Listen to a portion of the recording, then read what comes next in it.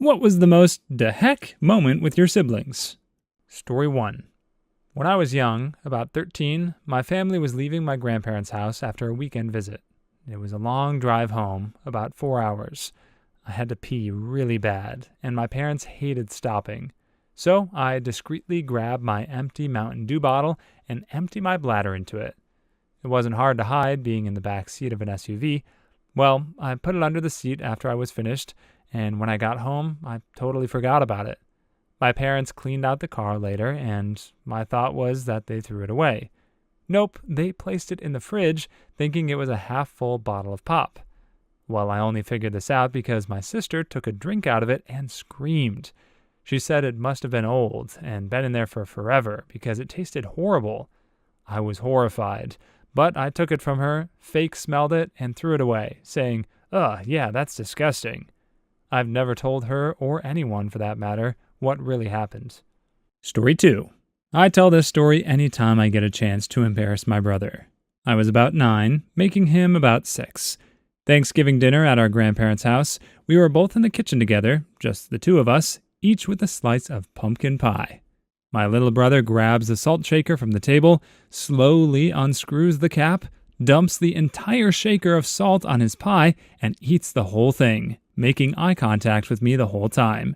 He had this look like he knew what he was doing, so I didn't question it. 20 minutes later, he's chasing a cousin through the hall. He dead stops, says, "Uh-oh," and projectile vomits all over the walls and floor. He's descended upon by adults asking him what the matter is. His response? Too much salt. I was the only one who knew what he meant. Why, though? Story 3. I had just finished riding my bike home from a friend's place to see my mom pull into the driveway. Out of the other side of the car, my sister's head popped out. She'd been off to college, and I didn't expect to see her. My first thought, which I openly said because I was a little crap, was, "Why is Sis home? She get knocked up in college?" Out steps my very pregnant sister. It was a rare double what the heck moment, as I was surprised to see her that pregnant, and both my sister and mom were shocked at my accurate joke guess, and inappropriate guess, to be fair. Sort of similar thing happened to me. I texted my cousin on her 20th birthday, "Congratulations, you avoided teenage pregnancy." Turns out she had just found out she'd gotten knocked up and hadn't told anybody yet. Story 4. It was pretty awkward when he knocked on my bedroom door to give me condoms when my boyfriend was over, but also very nice of him to be worried about me like that. The what the heck moment comes from his girlfriend later that day sharing with me, "I know you probably don't want to know this, but your brother's willy is huge." I super did not want to know that. Screw you, Shannon. My poor brother shares your pain. He had a party at our place when I was 18, and me and my then boyfriend were there, and then boyfriend gets really drunk, walks up to my brother and says, "Hey, I'm probably gonna sleep with your sister tonight." He then went upstairs and passed out in bed, alone. My brother still makes fun of me and cringes at this to this day. Story 5. I was out on a car ride with my dad, and we arrived back at the house at like 3 a.m. My front door opens straight into my kitchen, and I throw open the door, expecting an empty kitchen, only to see my brother, buck naked, standing in front of the sink. I screamed, "Why the heck are you naked?" He scrambled back to the shower. Apparently he was mid-shower, his back hurt, so he went to the kitchen to start heating water for a hot water bottle for his back, and just stopped to have a snack or something while waiting for the water to boil, all while leaving the shower running. My dad still laughs about it. What else are you supposed to do when you get hungry? You get naked and eat. Story 6. My friend decided to spend Christmas in Mexico at an all-inclusive resort after I had moved across the country for work. My siblings and I were sharing a room. One night, my brother gets in late from drinking. I wake up and see him standing over my luggage. I say, "What the heck are you doing?" He says, "Taking a freaking pee." He was. I was furious. He never did really apologize. One time we were staying at a resort type thing, and my dad came home drunk late at night. I woke up and there was an entire slice of pizza in my shoe. Story 7. Came downstairs from being asleep. Living room is in disarray. Blood drops are on the floor, and I see little flecks here and there on the wall. I say to my girlfriend, "What the heck happened?" concerned someone got injured or something. Your brothers had a scissor fight, she tells me. A scissor fight? Yes, those two freaking brain surgeons took up craft scissors and went at each other in my living room while my, no doubt, horrified girlfriend watched on in shock and awe. They were gone by the time I woke up, thank Christ, but the evidence was hard to miss. Story 8. I was sitting in front of the television one day when my sister walked behind me. She threw a little bouncy ball at me, but it bounced off my head, hit the television, bounced back off my head, and back at her. She was so surprised that it was such a perfect shot that she decided to try it again to repeat it. I was so happy that my sister was playing with me that I sit there as she threw this ball at my head, trying to repeat the shot for like half an hour. Dude, that's so depressing. Also, it's probably a fake story because, as we all know, in the realm of elastic collisions, governed by the principles of classical mechanics and conservation laws, we encounter a peculiar phenomenon when attempting to envision the trajectory of a bouncy ball in the scenario you have proposed.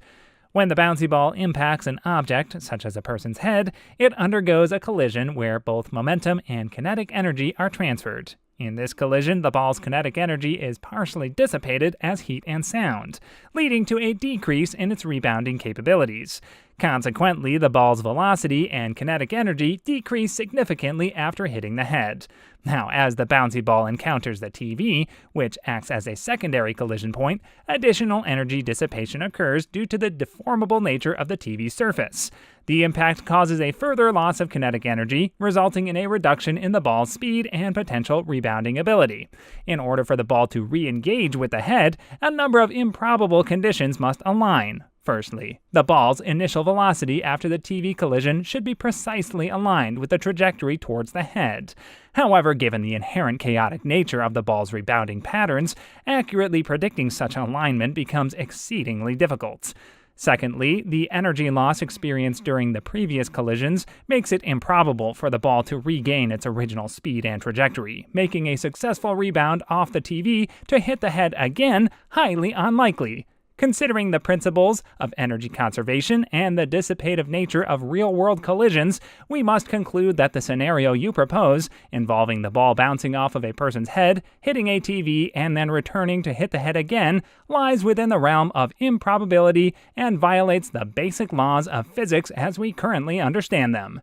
In summary, the loss of energy and the unpredictable nature of collisions hinder the possibility of the bouncy ball following such a trajectory, making the proposed sequence highly improbable in the realm of classical mechanics.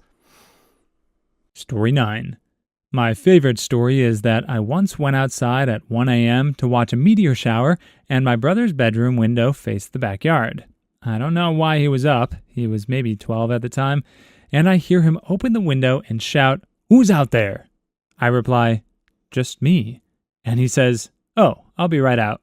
My brother gets out of bed at 1 in the morning, puts on some shoes, and comes outside and says, "So, what are we doing?" The kid was forever down for late-night adventures, apparently. Story 10. Probably when I was 9 and my older brother was 13, we were home watching TV one day during the summer. He was flipping through channels and stopped on an episode of Donahue that featured a male stripper right in the middle of his routine, with an audience of middle-aged women cheering. He put the remote down and excitedly said, "We're watching this." He's now married with 2 kids and is aspiring to be a Baptist minister. He gay. So gay. Story 11. Told my sister to come inside for dinner. She was hitting balls down our driveway with a field hockey stick.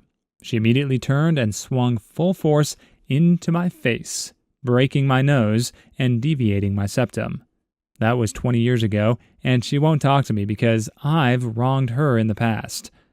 Which I can't breathe out my right nostril. I've had a deviated septum repair that reverted. You're not alone. At least it makes my wife smile when she can hear my nose whistle. Story 12. Watching TV with my older sister, she gets up, walks over to the house phone, and picks it up. "Hello," she said. "Yes, he is. One moment." She covers the microphone. "It's for you, Bintek." Crazy, I didn't hear it ring. I think to myself. I walk to the phone. My sister begins savagely beating me with the corded phone, for no reason. She concocted a ruse just to beat me with a phone. Story 13. When I was about 4, my parents told my brother, age 13, to take my sister and I for a walk for an hour. I think my parents wanted some private time. He took us for a walk all right. We were gone for 12 hours. My parents were frantic, and the police were looking for us. God knows what he was thinking, but he's always been a bit of an idiot. Story 14. My little sister looked at me dead-eyed once and told me, "You have demons in you. You need to get them out," or something along those lines. I asked her what the frick she was talking about, and she just kind of went back to doing her thing. The girl was like 8, so I don't think she was trying to troll me. Also, she ran my Game Boy Advance under running water once. Story 15. This one time I was asleep and my little brother walked in and just got into bed with me. I was like, "Bro, what are you doing? This isn't your bed." To which he responds, "I think I know what I'm doing," and fell asleep instantly. I said, "Screw it," and went to sleep in his bed. I had a drunk buddy do and say the exact same thing once. Story 16. My mom was recently divorced and had a friend, let's call him Mark. Mark has a daughter my age. The daughter and I were both 14 and got a lot of alone time together, so obviously there was some mutual experimenting. Well, it got really weird about 2 years later when my mom and Mark announced they were getting married and I was going to have a new stepsister. Story 17. When I was 16, I went with my family to visit my grandmother at the old folks' home. Well, I ended up striking a conversation with another guy there who had an Irish accent. After a few minutes, my then 7-year-old brother asks this guy, "Why are you talking Mexican?" He just laughed, but I was so embarrassed that I didn't know how to react. Story 18. One time I walked past the bathroom to get to my room. My brother had left the door open and was standing on the toilet seat, waiting for me to pass. As he sees me, he exclaims, "This is how a man takes a dump," makes a loud noise, and drops a thick log right in front of my eyes. Your brother deserves an applause. Story 19. My sister discovered her inner thinking voice when she was like 4. She came downstairs into the kitchen, totally distraught, and said, "Who's talking to me all the time? Everywhere I go, somebody talks to me about the things I do, but I can't see anybody. Kill them all, except Mommy. She cuts the crust off the sandwiches." Story 20. My half-siblings are 8 and 9 years younger than me. On one Sunday morning, I woke up to laughter and wee sounds coming from downstairs. I went to investigate and found that they had emptied a carton of milk, through which they were now sliding around on the floor, naked. I'm imagining you are all in your 40s. Story 21. My brother and I were in our early teens. Mom and Dad divorced when we were 4 to 6-ish. Mom never dated anyone. One day we found a sausage in a tied-up condom. Pukes were had. Well, at least you know what to get her for Christmas. Story 22. I was this close to beating M. Bison in Street Fighter 2, and my big brother pulled the plug because he wanted me out of the room to smoke weed with his buddies. A case of justifiable fratricide if I ever did hear one. Story 23. My brother and I used to share a room when we were kids. One day I woke up and saw my brother standing in the middle of the room trying to mount a toy gun on his willy. Hey, sometimes you need protection. Story 24. During Thanksgiving dinner, my brother looked down, patted his stomach, and softly said, "Hey babe, ready for round 2? 'Cause I sure am." And then he got up and got another helping of turkey and mashed potatoes. Story 25. My sister spoiled Dumbledore's death for me. She read The Half-Blood Prince in 24 hours. Asked me if I wanted to know what happened. I said no. She told me anyway.